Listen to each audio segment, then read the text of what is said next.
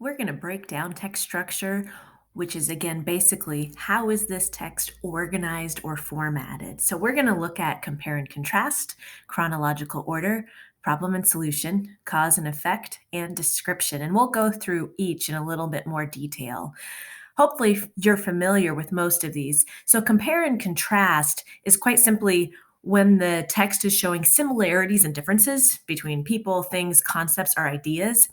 You should be able to figure out its compare and contrast by words like these that show that they're comparing two things. So, you might see both, or however, or on the other hand, or even the basic words similarities and differences. And with compare and contrast, we often think of a Venn diagram, or we often use Venn diagrams to show what's different and what's the same. Chronological order is a big word, but all it means is that the information is in time order. It's an order of events or a list of steps. So basically, it's when you're going through time in what happened first, second, third, fourth, in time order. So clues would be dates, years, times, or words like first, next, later, then. Basically, if you see events in order, it's going to be chronological order. So we can think of sequence of what happened first, then second or third, or maybe they're giving you directions on what to do first, second, third. That's all chronological order. The next one is problem and solution, and it's exactly what it sounds like. There is information about a problem, and then the writer is giving an explanation of how they think it should be fixed. So you'll see words like problem or synonyms for problem, struggle, issue. And then you'll see words that would indicate the writer is giving you suggestions for how to fix it. So you might see solution or solve or fix or repair. A visual would be basically you have some kind of problem and then light bulb moment. This is how the writer thinks you should fix it. Cause and effect is basically when you have some sort of event or several events, which is the cause, and then basically it goes through the events that follow the effect or the result, what happens because of that cause. So you'll see words like that in there as clues: cause, because of, effect, as a result, due to. Any clues that are basically showing you something happened because of something else, cause and effect. So again, a cause and effect. Description is pretty simple. It's when the purpose of the article is simply to describe a topic and its characteristics. So you'll see a lot of adjectives that describe something. You'll see sensory description, describing what it looks like, what it sounds like, smells like, tastes like, feels like. So any sort of sensory description or adjectives. What we're going to do next is we are going to look at 5 different passages about Dr. Martin Luther King Jr. We're going to read them first, and then we're going to look at clues, and you are going to have to decide, well, what text structure is this? So let's take a look at this first. Dr. Martin Luther King Jr., and I just want you to note right here, this is a space for a subtitle. A subtitle simply gives more information. So, Dr. Martin Luther King Jr., his early years. So, we are going to take a look at this article first. Born on January 15th, 1929, in Atlanta, Georgia, Martin Luther was the son of Reverend Martin Luther King Sr., the pastor of a Baptist church in Atlanta. He was originally named Michael Luther Jr., but his name was eventually changed to Martin Luther King Jr. Martin Luther went to high school at Booker T. Washington High School in Atlanta. After skipping 9th and 12th grades, he entered Morehouse College at the age of 15. He was a popular student, especially with his female classmates, but he was unmotivated and floated through his first 2 years. Although his family was deeply religious, Martin was uncomfortable with overly emotional religious displays. His discomfort continued until he took a Bible course his junior year. This class renewed his faith, and he decided to pursue a career in ministry. In 1951, he graduated with his second bachelor's degree at Crozer Theological Seminary in Pennsylvania. Martin Luther King Jr. then pursued doctoral studies in systematic theology.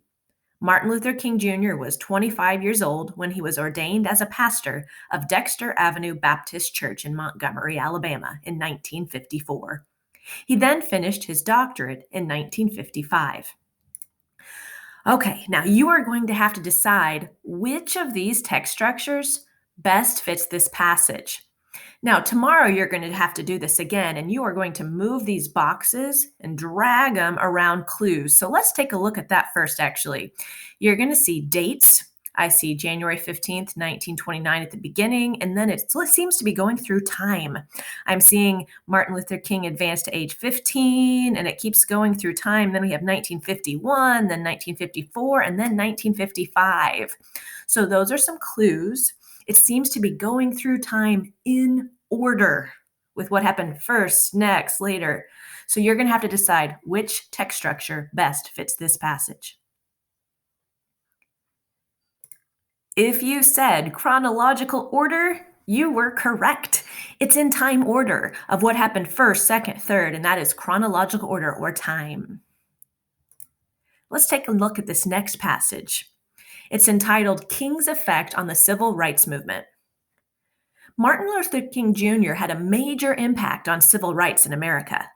He was heavily involved in the Montgomery, Alabama boycott of the city buses, which was spurred by the bus company's insistence that African Americans only ride in the back seats. King's support drew much attention to their efforts and rallied many supporters, even outside of the Montgomery area. As a result, bus companies all over the South examined their own rules and eventually changed them. Martin Luther King's hard work and dedication eventually resulted in the passing of the Civil Rights Act and the Voting Rights Act for African Americans. Both of these acts literally changed American law so that African Americans could not be treated separately from whites. His victories in these two areas has a major effect on the United States and the world. His prominence came at a severe cost, though. He was assassinated on April 4th, 1968. But left a legacy to secure civil rights in America. Days after his assassination, Congress passed the Civil Rights Act of 1968, and King's legacy lives on today. Okay, same procedure. We're going to look at clues first for which text structure best fits this passage. So I see words like effect, even in the title. Effect, impact, as a result, resulted, effect. So you're going to have to decide which text structure uses those words where they're showing something that Dr. King did and the effect or impact that happened as a result. If you said cause and effect, you were right. Dr. Martin Luther King's efforts were the cause that made the effect of the changes in our government and country. Okay, here's the next passage, and it is a little harder, but you can do it. This is from the speech that Dr. Martin Luther King Jr. gave when he was given the Nobel Peace Prize in 1964. So this is just part of his speech. The first problem that I would like to mention is racial injustice.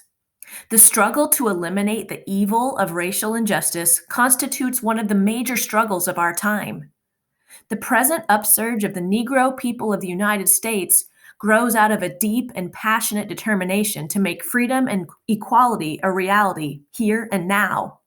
The problem is far from solved. We still have a long, long way to go before the dream of freedom is a reality for the Negro in the United States. The word that symbolizes the spirit and the outward form of our encounter is nonviolence.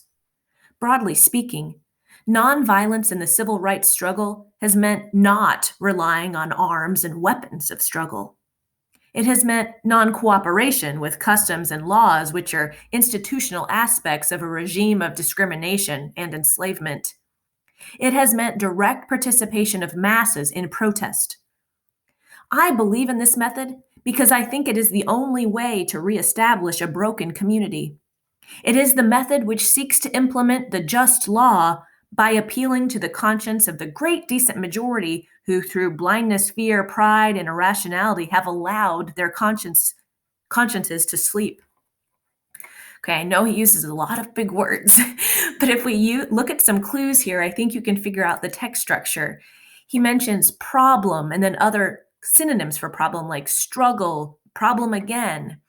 And then you'll notice he goes through the problems of racial injustice, but then he says it's far from solved.